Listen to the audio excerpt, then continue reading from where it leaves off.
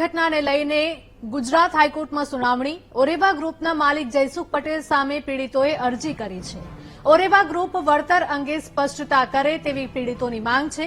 ઓરેવા ગ્રુપે કોર્ટમાં વળતર મુદ્દે કોઈ જ સ્પષ્ટતા નથી કરી તેવું પીડિતોનું કહેવું છે। સરકાર આ બાબતે કોર્ટમાં જવાબ આપશે। મહત્વના સમાચાર। મોરબી બ્રિજ દુર્ઘટનાને લઈને ગુજરાત હાઈકોર્ટમાં સુનાવણી।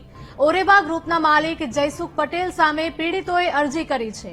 ઓરેવા ગ્રુપ વળતર અંગે સ્પષ્ટતા કરે તેવી પીડિતોની એક માંગ છે।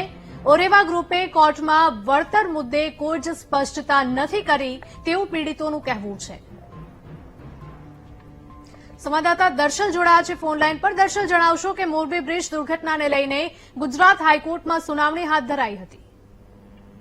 જી, જે પ્રમાણે મોરબી બ્રિજની જે દુર્ઘટના રહી છે, આ દુર્ઘટનાની અંદર જે પીડિતોને ન્યાય મળવો જોઈએ, આ સંપૂર્ણ ન્યાય નથી મળ્યો। આ પીડિતોના આક્ષેપ છે કે આ બાબતે કેટલાક પીડિતોએ હાઈકોર્ટમાં એક અરજી પણ કરી છે, જે મામલે સુનાવણી આજે હાથ ધરાશે।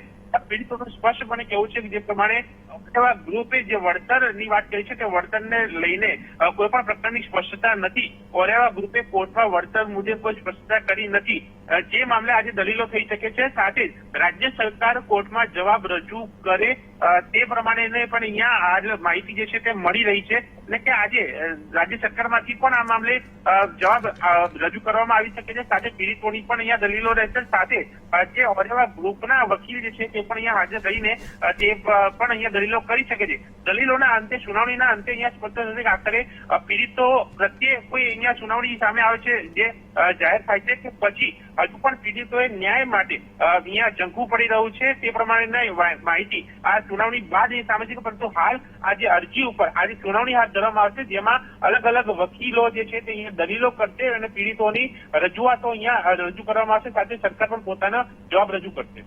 જી બિલકુલ દર્શલ, આભાર।